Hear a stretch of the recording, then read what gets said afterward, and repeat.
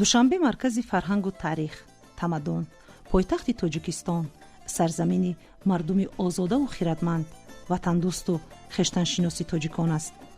душанбе шаҳри ободу зебо, шукуфону гулафшону пурнакҳат аст. шаҳри душанбе аз 4 ноҳия иборат аст: ноҳияи исмоили сомонӣ, ноҳияи шоҳмансур, ноҳияи сино ва ноҳияи фирдавсӣ. шаҳри душанбе маркази умеду армон, макони меҳру шафқат аст. ҳар нафаре ки бори меҳмони ин шаҳр шавад, шефтаву шайдои ин сарзамин мегардад. айни ҳол мо дар ноҳияи исмоили сомонии шаҳри душанбе қарор дорем, албатта дар наздикии шоҳроҳи душанбе хуҷандчанок. ва ин шоҳроҳ яке аз даромадгоҳҳои асосии ҳамарӯза ворид шудани меҳмонону сокинони зиёд ба пойтахти кишвар аст. шаҳри душанбе имрӯз воқеан ҳам даргоҳи умеду армони ҳамагон гардидааст ва аз дилхоҳ даромадгоҳи пойтахт ҳамарӯза мушоҳида мешавад, ки сокинон бо садҳо умеду орзу ба пойтахт ворид мегарданд ва аз даромадгоҳи шоҳроҳи душанбе бохтар низ имкониятҳои хело ҳам хуб фароҳам оварда шудааст, ки сокинон аз дигар шаҳру ноҳияҳои вилояти хатқулон бо восита ва истифода аз ҳамин нақлиётҳои хизматрасон ворид ба шаҳри душанбе мешаванд ва аз имкониятҳои мавҷуда албатта истифода мебаранд, сайру сайёҳат мекунанд. даромадгоҳи дигари шаҳри душанбе ин албатта шоҳроҳи душанбе турсунзода аст, ки ҳамарӯза теъдоди сокинони шаҳру ноҳияҳои гуногуни атрофи пойтахти азизамон шаҳри душанбе вориди ин шаҳр мегарданд ва қабл аз ҳама мо бо боварӣ гуфта метавонем, ки ҳар нафаре ки дар солҳои охир вориди шаҳри душанбе гашта метавонад, аз ин ободкорию созандагиҳо илҳоми тоза гирифта метавонад. душанбе ҳамчун маркази бузурги тоҷикистони азизу соҳиби истиқлол рӯз то рӯз ободу зебо гашта истодааст. дар ҳар гӯшаи он ки сайругашт намоем, мо воқеан ҳам аз ин пешрафту шукуфоӣ ифтихорманд мешавем. душанбе воқеан ҳам шаҳри сайёҳист, ки дар замони соҳиби истиқлолӣ аз сар то сари ҷаҳон сайёҳонро пазироӣ менамояд. ва ҳамзамон бо истифода аз ин фурсат ҳар як нафаре ки сайру сайёҳатро меписандад, аввалан метавонанд, ки аз имконият ва шароитҳои фароҳам оварда аз боғи фарҳангӣ фароғатӣ ба номи Садриддин Айнӣ дидан намоянд, баъдан сафар ва сайру сайёҳати хешро ба дигар гӯшаҳои пойтахти кишвар идома диҳанд.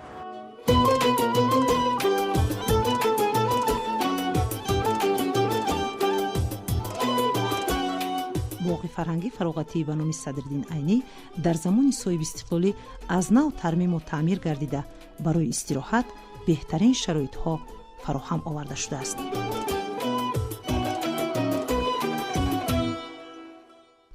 дар маркази боғ муҷассамаи сардафтари адабиёти муосири тоҷик устод Садриддин Айнӣ ҷойгир мебошад.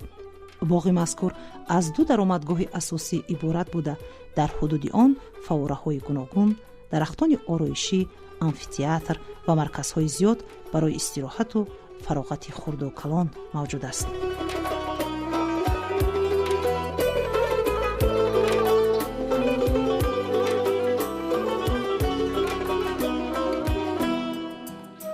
вақте мо дар боғҳои фарҳангӣ фароғатии шаҳри душанбе сайругашт менамоем, пеш аз ҳама моро манзараи зебои ин мавзеъҳо ба худ мекашад. барои ҷолиб будани ҳар як гӯша гулу дарахтонро чунон ҷойгир менамоянд, ки зебоиҳо дучанд мешавад. боғи ирами пойтахт макони дӯстдоштаи меҳмонону шаҳрвандон аст. фазову муҳити ин ҷо ба кас болидарӯҳӣ мебахшад. ҳар қисмати боғ ба худ як ҷолибияти табиат ва ҳунармандии моро барои меҳмонон пешниҳод менамояд. бештари чорабиниҳои фарҳангӣ дар боғи ирам гузаронида мешавад. айёми баҳорон тамоми хиёбону боғҳои мо пур аз гулҳои зебои лола аст. дар айёми шукуфтани гули лола фестивалу озмунҳои сайри гули лола баргузор карда мешавад. ин ҷашни қадимаву хело ҳам зебои мардуми тоҷик аст, ки дилхоҳ нафар меҳмону сайёҳро хуш меояд.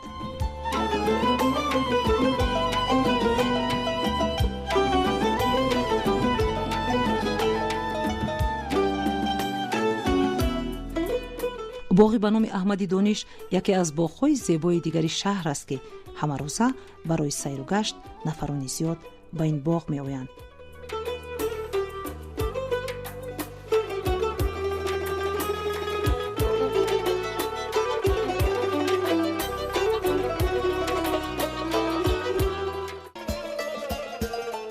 даромадгоҳҳои асосии шаҳри душанбе маконест ки сокинону меҳмонон вориди шаҳр мегарданд. вақте ки аз ҷониби шоҳроҳи душанбе ваҳдат ворид мешавем, мо бо истифода аз нақлиёти шаҳрӣ автобусу троллейбусҳо ба гӯшаҳои шаҳри душанбе бе ягон интизори роҳат ба мавзеи даркориямон расида метавонем.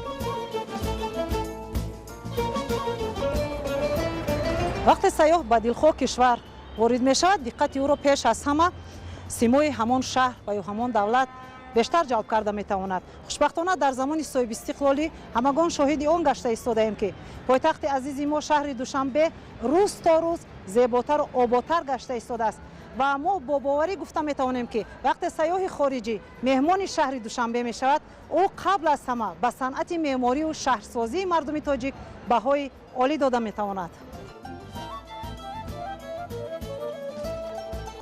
мо имрӯз бо ифтихор дар кӯчаҳои шаҳри азизамон душанбе қадам мезанем. биноҳое ки дар чанд соли охир бунёд гардида истоданд, ин қадар тарҳи зебову замонавӣ доранд ки симои шаҳр ба куллӣ тағйир ёфтааст. агар ҳамагӣ чанд сол пеш дар душанбе танҳо биноҳои чорошёнаро медидем, дар солҳои охир бошад биноҳои баландошёнаи гуногуни маишиву хизматрасон пойтахти кишварро пурра дигар намуд. биноҳое ки барои манзили зист сохта ба истифода дода мешаванд, дорои тарҳи мунаққашу хеле зебоянд. дар ҳар ноҳияи шаҳри душанбе иншооти ҷадид бунёд мегардад. ин ҳама шароитҳои фароҳам оварда шуда барои ба зиндагии арзанда расидани сокинони пойтахт аст ва албатта аз ҷониби дигар диққати тамоми меҳмонони ба сарзамини мо омадаро ҷалб менамояд. албатта боиси хушнудӣ он буда метавонад ки дар дилхоҳ даромадгоҳи асосии шаҳри душанбе ҳамин гуна нақлиётҳои мусофирбар омодаи хизмат ҳастанд.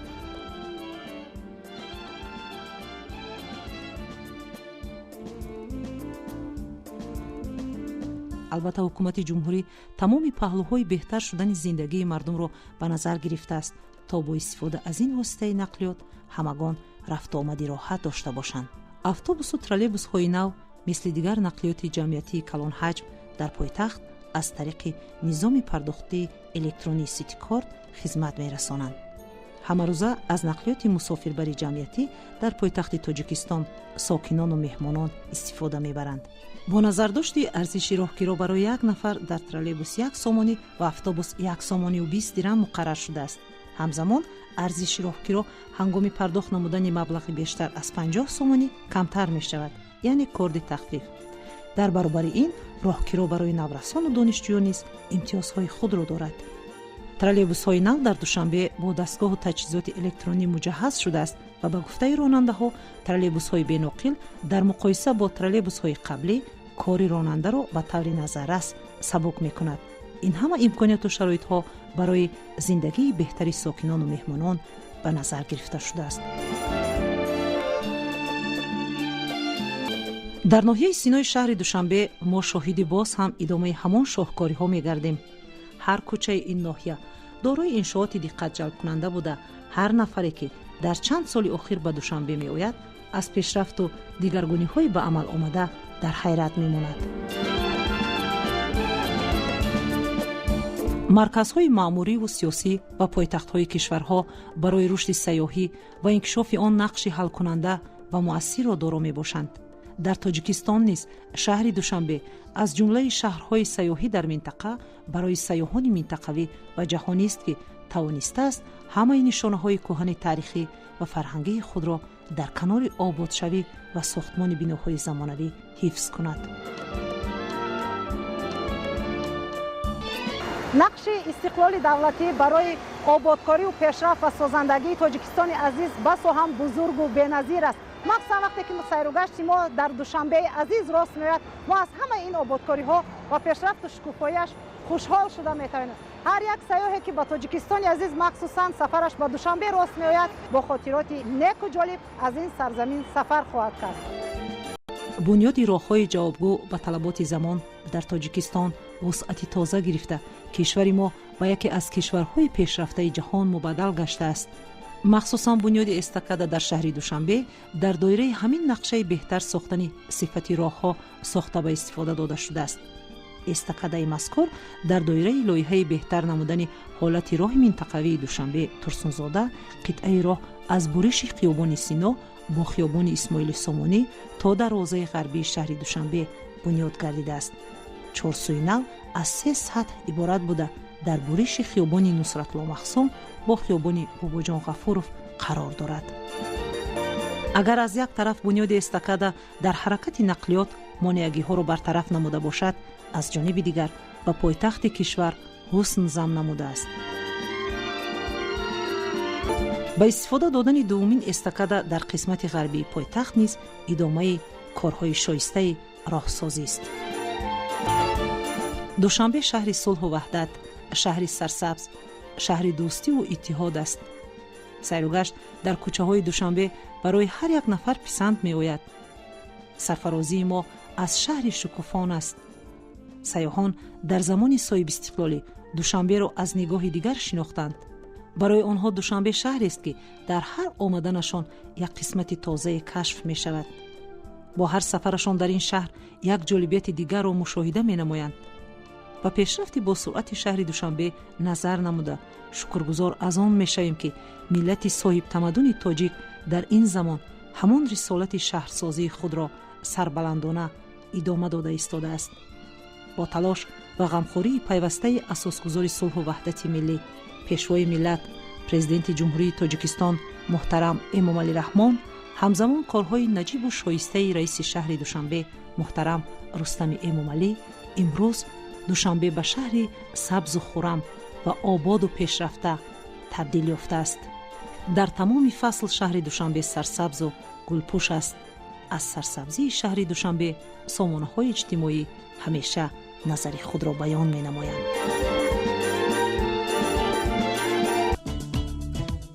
با شرافت صاحب استقلالی کشور و صلح و ثبات در مملکت در زمینه تلاش‌های پیوسته اساسگزار صلح و وحدت ملی، پیشوای ملت پرزیدنت جمهوری تاجیکستان محترم امامعلی رحمان در برابر دیگر ساحه‌های رشد اقتصادیات ملی، ساحه سیاحی نیز در 30 سال مستقلیت و صاحب اختیاری خویش به مراتب رشد یافته، تاجیکستان صاحب استقلال همچون کشوری کشف نشده به جهان معرفی گردید.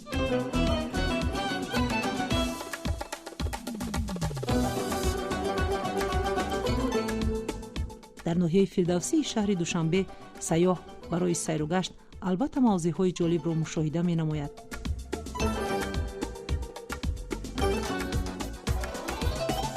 شهر دوشنبه خانه امید تاجیکان دنیا بوده توجه مهمانان و سیاحان خارجی را تا رفت بیشتر جلب نموده ایستاده است. شهر همچون پایتخت تاجیکستان صاحب استقلال دارای ذخیره‌های بوی سیاحی و اینفراساختار مکمل بوده طول سالهای آخر به مکان برگزاری چهاربینی‌های بین المللی سیاسی و اقتصادی و علمی و فرهنگی تبدیل یافت و در تحکیم و تقویت بخشیدن نفوذ بین المللی وطنمان نقش بزرگ دارد.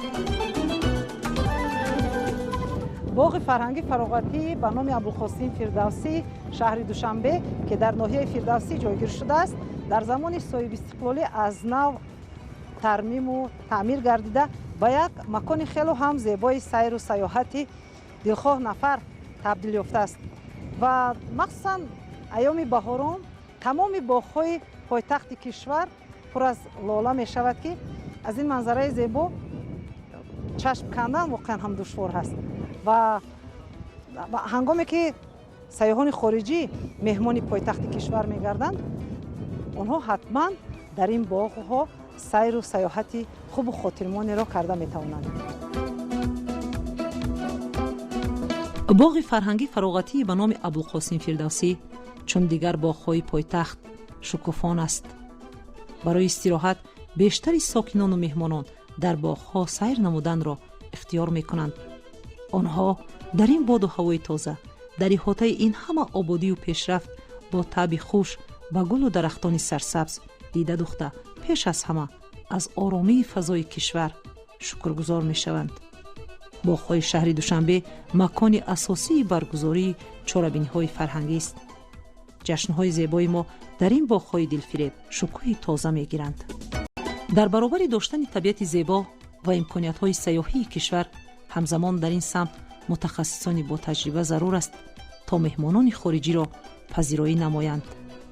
اندیشتن تدبیرهای حکومت جمهوری تاجیکستان برای تامین بی‌خطری سیاحان یکی از هدفهای استراتژی رشد سیاحی در جمهوری تاجیکستان برای دوره تا سال 2030 محسوب می شود.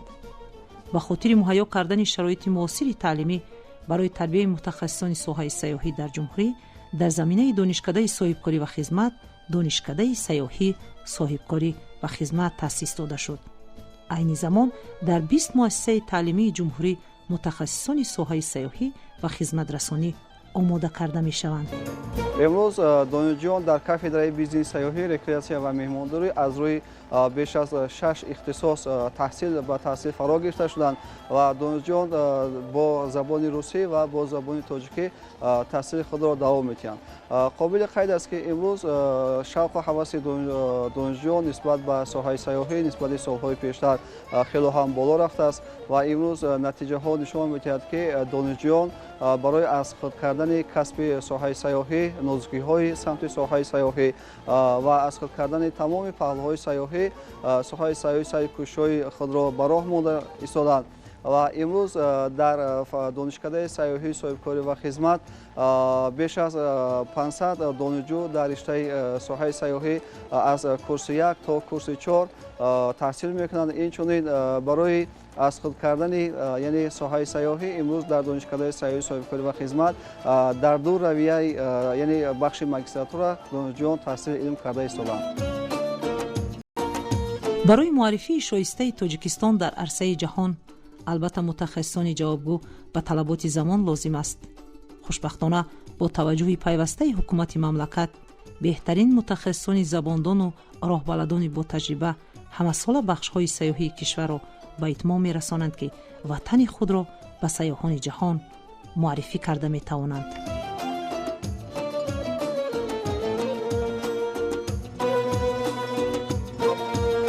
فرودگاه بین المللی دوشنبه در سالهای صاحب استقلالی امکانیت‌های خوبی را فراهم آورده است که مهمانان با شرایط‌های بهتر سفرشان را انجام بدهند. هر یک سیاح اولا از این مکان به شهر دوشنبه وارد می شود. تأثیرات نخستینش از فرودگاه آغاز می یابد. فرودگاه بین المللی دوشنبه همچون درآمدگاه اساسی قبول سیاحان و صدها هزار مهمانان خارجی همه ساله رسالت خود را برای سیاحانی که به سمت بدخشان منظره‌های زیبا و دیدنی ختلان و زرافشان، رامید، ورزاب و دیگر گوشه‌ها روانند اجرا می‌نماید. سیاحان از گوشه اطلاعاتی اینجا معلومات ضروری را دسترس نموده با راهنمایی راهبلدان به سفر می‌برایند. فرودگاه بین المللی دوشنبه همه سال ما شاهد آن می‌گردیم که تعداد زیادی مهمانان مخصوصاً سیاحان خارجی در دلخواه موسم مهمان ما می‌گردند و البته آوازه دلپذیری این سرزمین کی‌ها باز به گوش عالمیان رسیده مخصوصاً در زمان صاحب استقلالی امکانیت‌های سیاحی ما همگان را مفتون نموده است. وقتی که سیاحان طریق فرودگاه بین المللی دوشنبه به پایتخت عزیزمان وارد میشوند، آنها از خدمت رسانی نقلیات گوناگون مخصوصاً تاکسی ها استفاده برده میتوانند.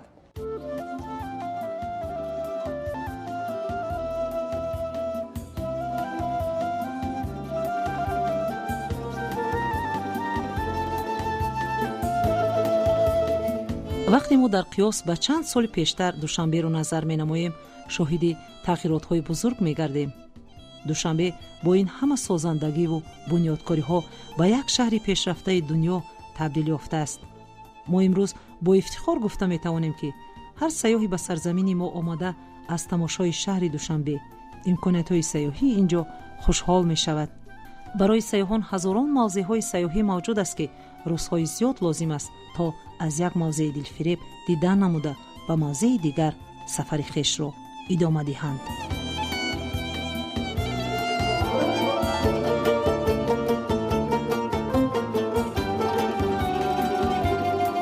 بنیاد باغ‌های عمومی شهری فرهنگی و فراغتی، بناهای بلند آشیانه استقامتی و تجارتی، انشاءات‌های اکواپارک، کل دوشنبه و ده‌ها انشاءات مدنی و معیشی معاصر پیش از همه به رشد سیاحی داخلی مساعدت واقعی می‌نماید که در شهر دوشنبه عین حال با مرام و سرعت بلند و طرز و اسلوب معاصر شهرسازی ادامه دارد.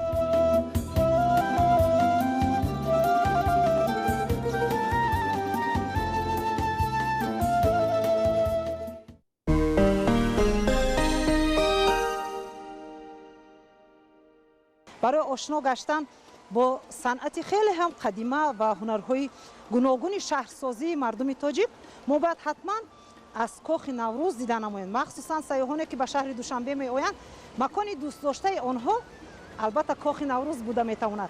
وقتی که ما داخل تالارهای این کاخ واقعا هم بزرگ و محتشم می شویم، افتخار شهرسازی و شهرداری ما و البته از وطنداری و آبادکاری های ما باز هم از این سرزمین زیادتر گشته می تواند و برای سیاحان خارجی تاثیرات خیلی هم عالی بخشیده می تواند.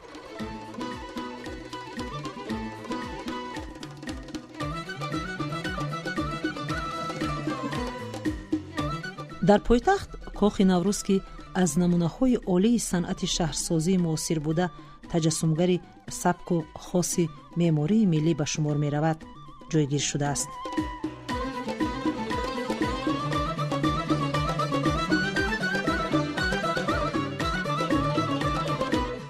نقش و نگار و عنصرهای فرهنگ آرایشی آن تاریخ بیش از 6000 ساله فرهنگ و تمدن خلق تاجیک را انعکاس می کند و آن همچون معجزه معاصر سیاحی اعتراف شده است. کاخ نوروز پایتخت تاجیکستان به صفت معجزه معاصر معرفی گردیده به قطار 8 معجزه سازمان همکاری شانگهای پذیرفته شده است. مجمع فرهنگی فراغتی کاخ نوروز با تشبث بی‌واسطه پیشوای ملت محترم امام علی رحمان به خاطر احیا و رشد تاریخ و مدنیت بای و هنرهای مردمی خلق تاجیک بنیاد کرده شد. کاخ نوروز را میتوان گنجینه یا خود آثارخانه تاریخ، تمدن، فرهنگ و هنرهای مردمی ملت تاجیک نامید. آن از 5 آشیانه عبارت بوده در مساحت 40,000 متر مربع دامن گسترده است. کاخ با صنعت والای تاجیکی گچکاری، آینه بندی، نقاشی، کندل، کندکاری، سنگ تراشی، چوبکاری هنرمندان تاجیک آرا یافته است. تالارهای اساسی زرندود، گلستان، دیدار و ارژنگ نام دارند. تالاری با شکوه و بر هوای زرندود یکی از کلانترین تالارها به حساب می رود. در مجموع کاخ پورا همه دارایی و گنج، فرهنگ و تاریخ و گذشته پرقناوت ملت تاجیک را در بر می گیرد. هر یک مهمانی به این کاخ آمده به دنیای پرارزش هنرها، تاریخ والا وارد می گردد. کاخ نوروز یکی از مکانهای اساسی برگزاری چاره‌بینی‌های مهم سیاسی و فرهنگی با اشتراک مهمانان عالی مقام است.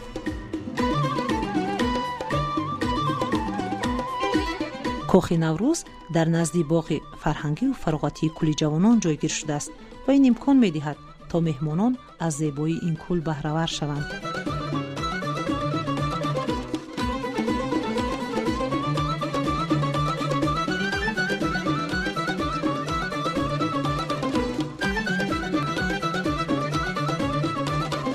کولی جوانان یکی از کل‌های زیبای شهر دوشنبه است که در این دوران پورا از نوسازی شده امکانیت‌های خوبی را برای استراحت فراهم دارد. در تمام موسم اینجا زیبایی خاص خود را دارد. برای استراحت چندین نمود خدمت رسانی به راه مانده شده است. موضع خیلی دلپسند است.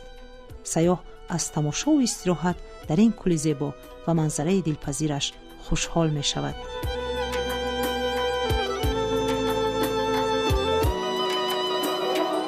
شامگاهان باغ فرهنگی و فراغتی کل جوانان با چراغ‌های رنگه، فواره‌های دلفریب و نوع‌های گوناگون گل و بوته‌های آرایشی بسا زیبای و نظر با می‌گردد.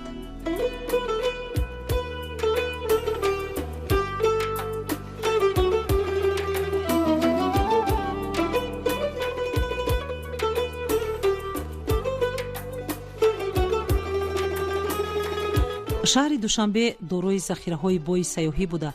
برای رشد ساحه سیاحی، اینفراساختار مکمل بیش از پیش فعالیت و خدمت می‌رساند که به مکان برگزاری چهاربینی‌های بین‌المللی سیاسی، علمی، فرهنگی و تکنیکی مبادل گشتن پایتخت کشورمان همزمان برای جلب توجه جامعه جهانی و به این وسیله مستحکم کردن ایمیج کشور همچون مملکت آسایشته و دارای ذخیره‌های بوی سیاحی زمینه مساعد فراهم می‌آورد.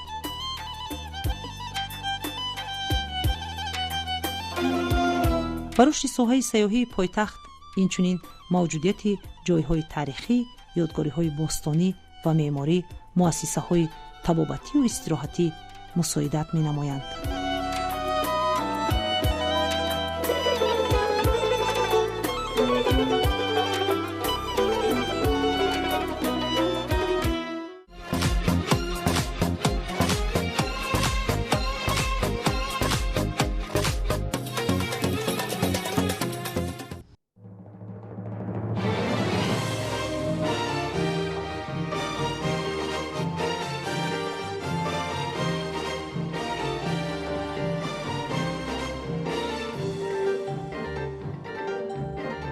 باغ پرچم ملی یکی از باغ‌های دلفریب پایتخت است که در زمان صاحب استقلالی بنیاد شده است.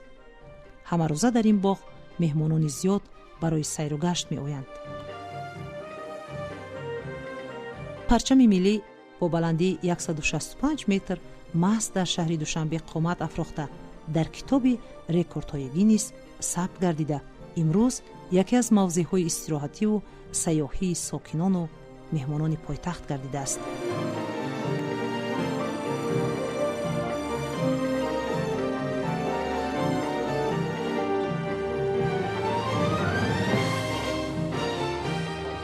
در استورخانه ملی یادگاری‌های زیادی تاریخی محفوظ نگاه داشته می‌شود.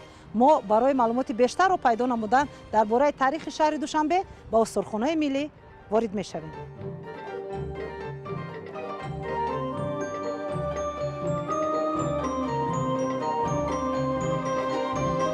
تاجیکستان کشوری است که تاریخ کهن دارد.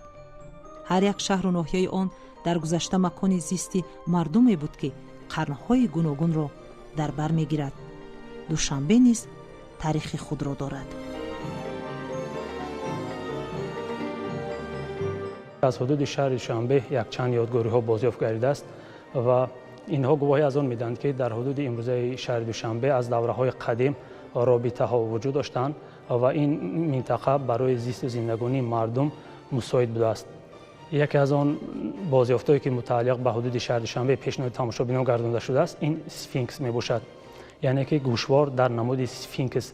سفینکس یک از آن یعنی که آلیه‌های خود آلیه‌های عتیقه میباشد که یعنی که در دوره‌های قدیم مورد پرستش قرار می‌گرفت، آن آلیه دانسته میشد و از حدود شهر دوشنبه بازیافت این یادگاری گواهی از آن میدهد که در آن دوران در حدود شهر دوشنبه این یادگاری یعنی که این نمود اشیا مورد استفاده قرار گرفته است.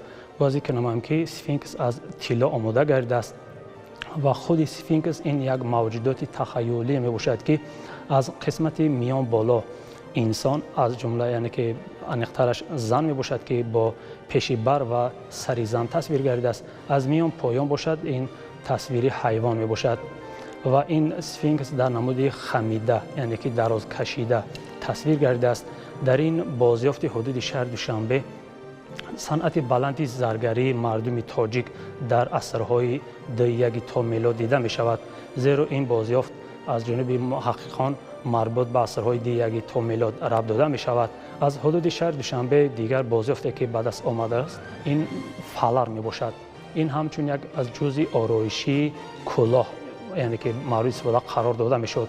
فالار از کلمه یونانی گرفته شده، معنایش آرایشات یعنی که نشان سرسینگی حربیان مورد استفاده قرار گرفته است و این بازیافت سال 1952 از حدود شهر دوشنبه بازیافت گردیده است.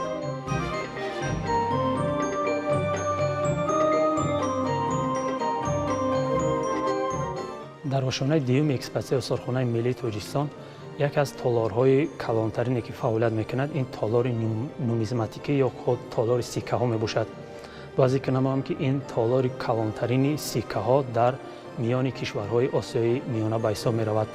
در ردیف دیگر سکه هایی که در این تالار پیشنهاد تماشابینان گردانده شده است از جمله سکه های مربوط به زمان ساسانیان نیز دیده می شود که این بازیافت ها متعلق به حدود شهر دوشنبه هستند. این سکه های نقرگی بوده مربوط به شاهان یعنی که یزدگرد یک و یزدگرد دو یعنی که مربوط به دولت ساسانیان می باشند. در سکه هایی که از حدود شهر دوشنبه بازیافت شده است یعنی که تصویرها نقش نگار دیده می شود. از جمله در اورس یا خود روی سکه نیمرخ شاه چهره شاه دیده می شود و همچنین در ریورس که پشت سکه به حساب می رود قسمت دیگری سکه در آن یعنی که آلیه و همچنین تصویر انیقترش در دوران یعنی که سکه های خود ساسانیان آتش معبد آتش با کائنات دیده می شود.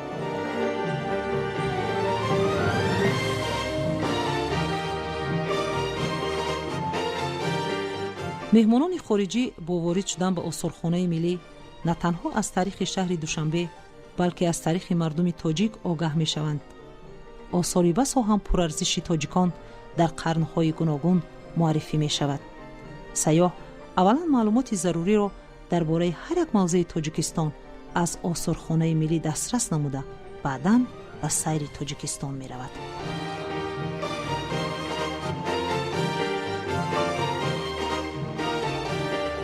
نوروزگاه پایتخت یکی از مکانهای اساسی برگزاری چاره‌بینی‌های بزرگ فرهنگی محسوب می‌یابد. همه ساله جشن‌های ملی ما در این موضع دایر گشته بهترین برنامه‌های تئاتری کنونیده شده پیشکشی مهمانان زیاد گردانیده می‌شود. از جمله جشن خیلی هم زیبای تاجیکان که مقام جهانی گرفته است جشن نوروز.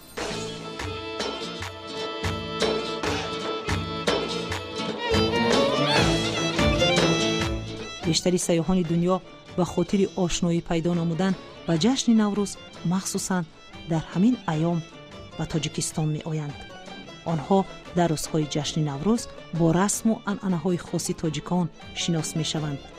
برای هر یک سیاح جشن نوروز با طرز خاصی استقبال ما بسا هم پسند می آید. در این ایام سر تا سر تاجیکستان از خرد تا بزرگ سال نو ملی خویش را خیلی هم خاطرمان تجلیل می نمایند که برای سیاحان نیز دلپذیر خواهد بود.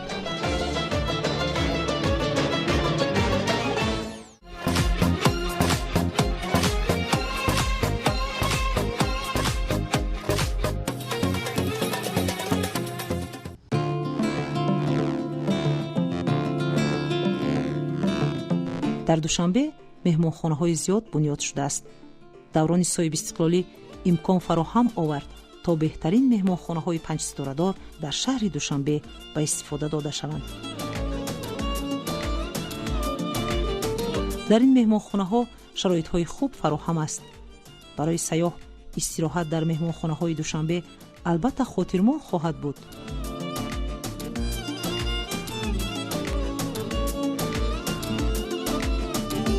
وقتی مهمون دوشنبه می‌شوید پیش از همه از خدمت رسانی چایخانه و آشخانه، طربخانه ها سیاحت شما جالب خواهد بود. در هر گوشه دوشنبه آشخانه ها، چایخانه های خیلی هم زیبای ملی که ساختشان دلفریب و منقش است ما را مفتون می نماید.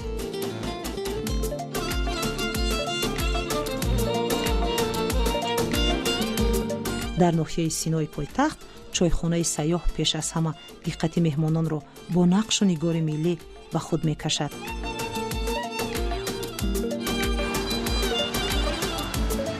در چند سال اخیر امکانیت‌های مهمانپذیری شهر عزیزمون دوشنبه خیلی هم خوبتر و بهتر گردیده است و ببینید که در هر گوشه پایتخت عزیزمون بهترین آشخانه، طربخانه و البته چایخانه ها برای مهمانان خدمت می‌رساند. ما این لحظه ها با استفاده از این فرصت به چایخانه سیاح وارد میشه.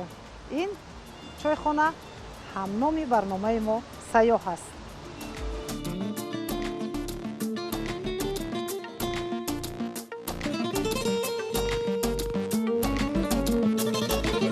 وقتی مهمان خارجی به اینجا می آید با وارد گردیدن به این چایخانه الکه طبعش بالیده می گردد. خانه های استراحتی با میز و کرسی ها، کت ها همه تجسم زندگی آزاده تاجیکان را دارد. با این طبیعت زیبا در این چایخانه مهمانان استراحت خوب کرده می توانند.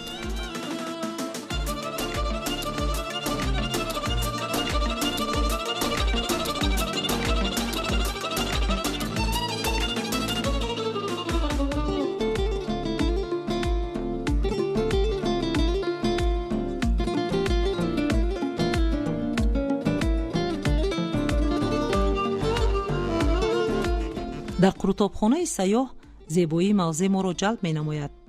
این همه شرایط ها به خاطر فراغت مهمانان به نظر گرفته شده است. خوراک های ملی با طرز خاص برای مهمانان پیشنهاد می شود. در اینجا قروتاب و شکراب را تیار می کنند. برای مهمان خارجی استعمال خوراک های ملی همان کشور البته جالب است. سیاحانی که به دولت ما می آیند بیشتر آنها خوراک های ملی ما را کیها باز چشیدند و با میل تام در هر آمدنشان خواهش استعمال این خوراک‌ها را می‌نمایند. در همین چایخانه کلچه و نان‌های لذیذ تاجیکی تیار کرده می‌شود. بانوان تاجیک هنر خوبی آماده نمودن نان‌ها را دارند. این همه برای مهمانان و معرفی آشخانه تاجیکان است. مردم تاجیک را چون مردم مهمان نواز و مهمان دوست شناختند و پذیرفتند، نیست مهمانی که از آمدن به کشور ما این سخن را درباره تاجیکان بیان نسازد. در تمام صحبت‌ها با سیاحان ما همین اندیشه را می‌شنویم که تاجیکان از مهمانان خیلی گرم استقبال می‌گیرند. برای آنها بهترین مهمانخانه و بهترین خوراک را پیشنهاد می‌نمایند.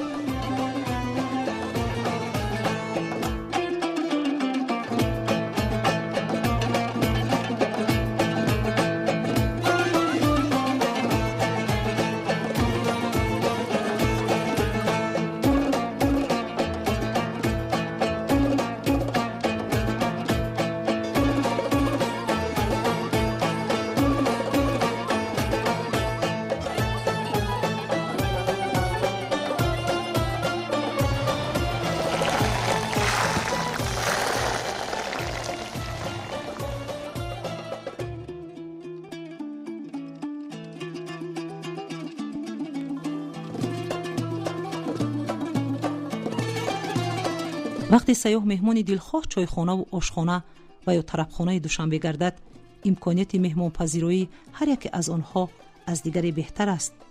این همه آبادی ها از تنجی و آسودگی کشور شهادت می دهد.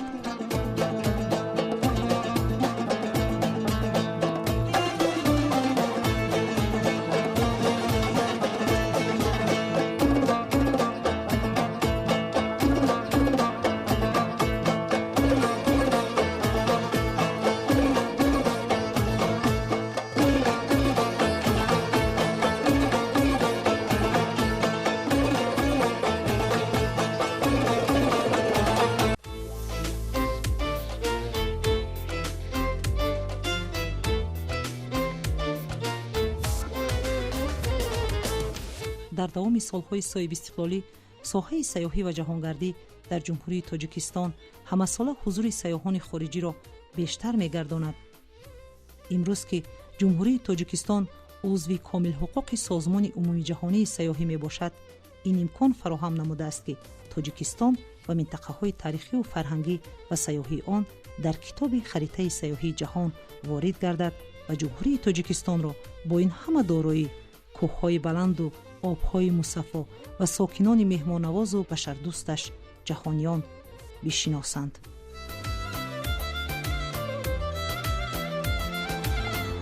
دوشنبه واقعا هم شهر سیاحی است و در چند سال اخیر همگون مشاهده کرده ایستادیم که روز تا روز آباد و زیبا گشته ایستاده است.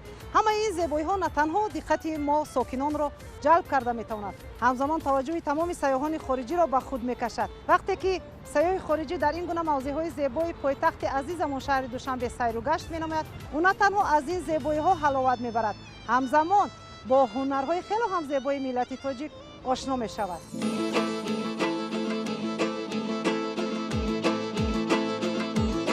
در تمام گوشه و کنار شهر دوشنبه ما چنین منظره زیبا را مشاهده می‌نماییم. چقدر جالبند این گلگشت و خیابان‌ها. هنرهای ما خیلی دلفریب آفریده شدند. برای هر یک نفر این گوشه‌ها دقت جلب کنندند. дар баробари ҳунарҳо ҳамзамон муҷассамаи ҳайвоноту паррандаҳое ки дар қаламрави ҷумҳурии мо сукунат доранд гузошта шудааст. ин ҳама ба ин кӯчаву хиёбонҳо ҳусн зам намудааст. соҳаи сайёҳӣ худ ҳамин аст, зебо намудани ҳар як мавзеъ.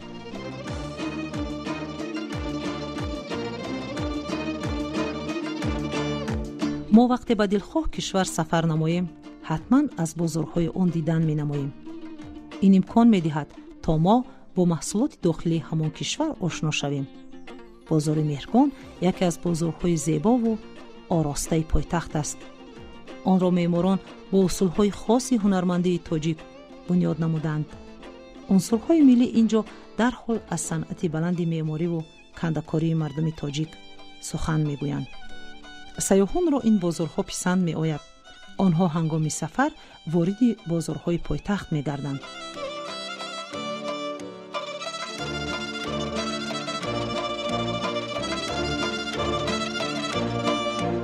баъди сайругашт дар кӯчаҳои душанбе, сайёҳ хоҳиши тамошои мағозаи армуғонро менамояд.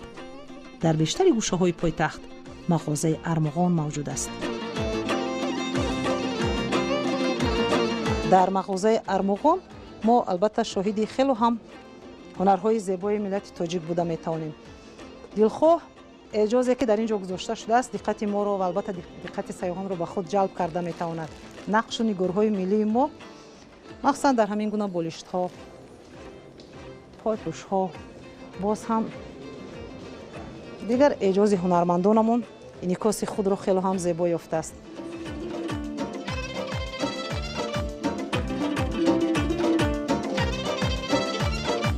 ҳунарҳои мардумии мо дар ин мағозаҳо гузошта шудааст. хеле гуногуну ҷолибанд. барои меҳмонон ҳунармандон махсус ҳамин гуна армуғон омода месозанд. ҳар як ҳунарманд кӯшиш менамояд то ҳунараш диққатҷалбкунанда бошад. барои сайёҳ ин армуғонҳо писанд меояд. дунёи пурарзиш аст дунёи ҳунармандӣ ва сайёҳон ҳатман аз ин ҳунарҳо бо худ армуғон мебаранд.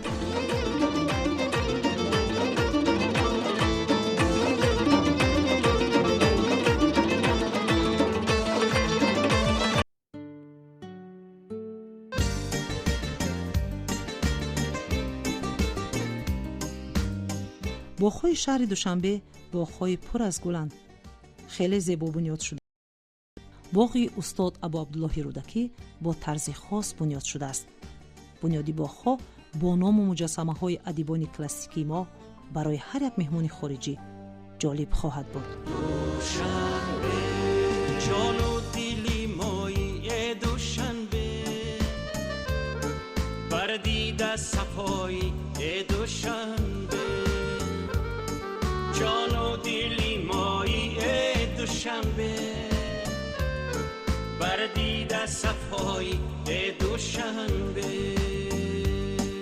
боғи кӯши кабир макони беҳтарин барои сайру сайёҳат аст. меҳмонони дохилӣ ва хориҷӣ дар ин мавзеъ сайру гашт менамоянд. ҳангоми сайёҳат ба машом бӯи хуши гулҳо расида табро болида мегардонад. худ як сайр намудан дар ин боғ ин қадар рӯҳу равони моро навозиш мекунад ки хастагиҳо рафъ мешаванд. дар мазраи дил ту шаҳри ҷонӣ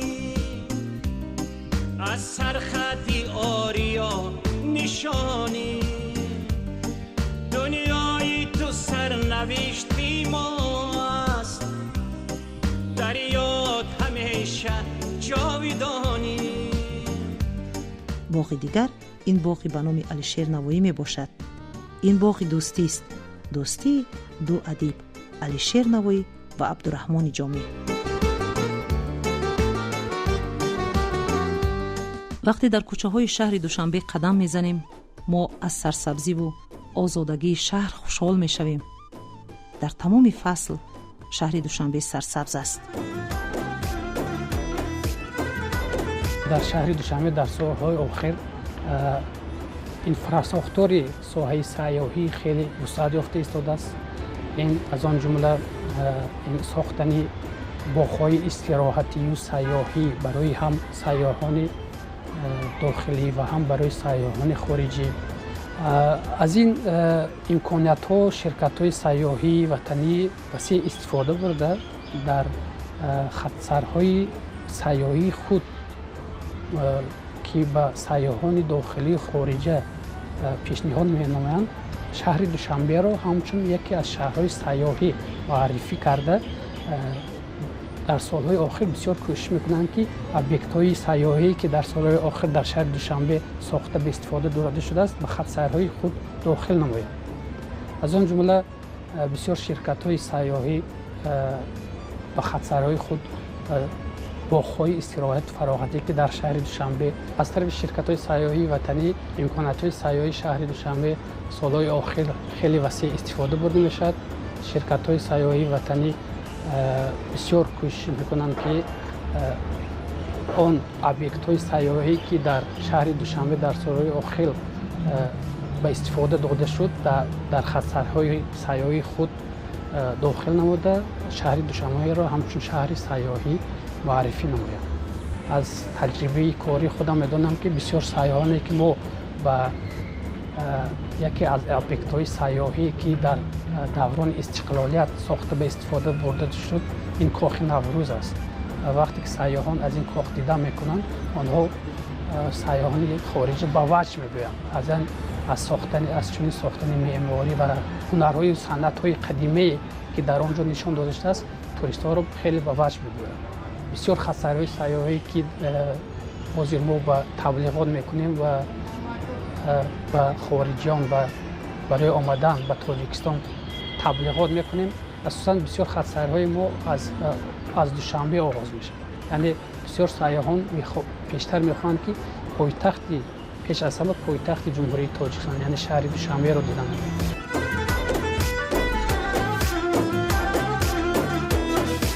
راه آهن تاجیکستان نیز در مرکز پایتخت به اکثر شهر و ناحیه‌های کشور همه روزه سفرها را به راه میماند. این همه شرایط‌های مساعد از استقلال دولتی، آرامی و ثبات و البته تلاش و کوشش‌های پیوسته رئیس شهر دوشنبه محترم رستم امامعلی است که امروز پایتخت به یکی از شهرهای بزرگ و پیشرفته دنیا تبدیل یافته است.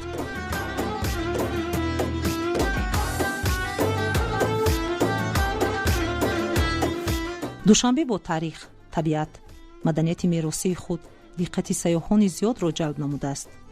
بنیاد مهمانخانه‌های 5 ستاره‌دار، انشاءات طبی، باغ‌های فرهنگی و فراغتی، بنیاد بناهای استقامتی زمانوی و انشاءات تجارتی، چایخانه‌های با نقش و نگار ملی آرا داده شده، کاخ‌های بی‌گزندی با اصول‌های معاصر بنیاد یافته، کتابخانه و آثارخانه‌هایش که بی‌نظیر در آسیای مرکزی میباشند، یکی از سمت‌های افضلیتناک رشد سیاحی در شهر دوشنبه است. تاجیکستان کشوری محبوب و جالب دقت دوستداران سیر و سیاحت جهانیان گشته با سیمای کشوری امن و آسایشته در زمان صاحب استقلالی در منطقه بهترین و بیشترین امکانیت را برای رشد سیاحی صاحب گردید و موافق اطلاع سازمان‌های با نفوذ بین المللی شبکه‌های خبری جهانی موقع نمایان را کسب نموده ایستاده است. در این میان شهر دوشنبه نیز از جانب جهانگردان همه ساله بهای بلند را میگیرد. با راهنمایی سرور دولت توجه حکومت مملکت به رشد ساحه سیاحی افضلیت پیدا نموده تشبث‌های بنیادی گذاشته شد. بهر توسعه سیاحی در پایتخت با دستگیری رئیس شهر دوشنبه محترم رستم امامعلی اقدام‌های نظررس راه اندازی گردیدند که در رشد ساحه زمینه سازگار فراهم آورده است.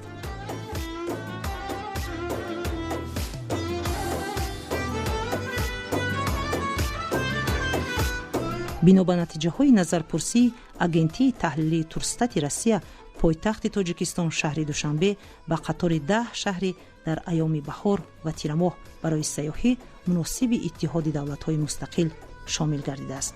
از جانب سازمان همکاری اقتصادی شهر دوشنبه پایتخت سیاحی کشورهای سازمان همکاری اقتصادی برای سالهای 2020-2021 انتخاب گردید.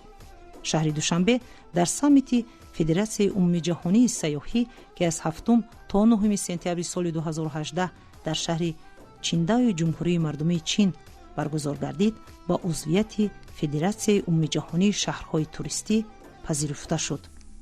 دوشنبه در سال 2021 پایتخت فرهنگی اتحاد دولت‌های مستقل اعلان شد و این مقام رمزی با پایتخت تاجیکستان از شیمکنت قزاقستان گذشت. از جانب سازمان همکاری‌های اقتصادی اکو شهر سیاحی اعلان شده است. شرکت تورستات روسیه دوشنبه را برای خط شهرهای امن‌ترین اتحاد دولت‌های مستقل داخل نمود. در برابر تامین امنیت شبانه شهر دوشنبه، سرسبزیش نیز بیشتری سامانه‌ها، مجله‌های خارجی و سیاحان معلومات درج می‌نمایند.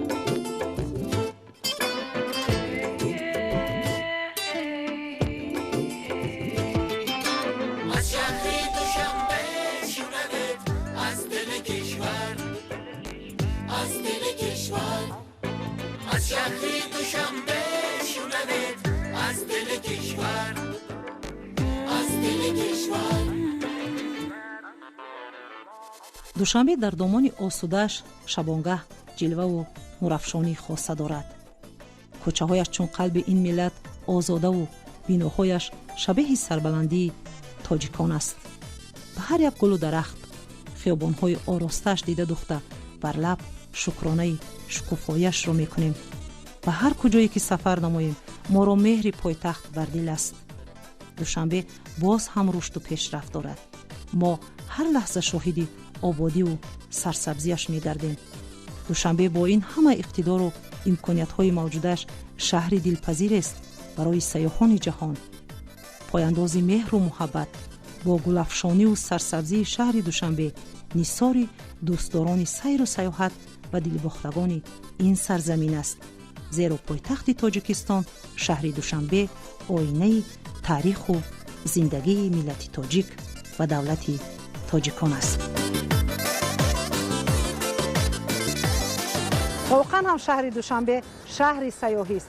هر یک سیاحی که به تاجیکستان می آید اولا از شهر دوشنبه دیدن می نماید و این موضع ها هر یک کوچه و گلگشت این شهر برای آنها خاطرمان و فرح بخش خواهد بود. در قلب و دل و دیده این مردم و برای تمام سیاحان و ساکنان تمام جهان باز است. مرحبا به شهر صلح و آرامی و زیبا و دوشنبه نازنین ما.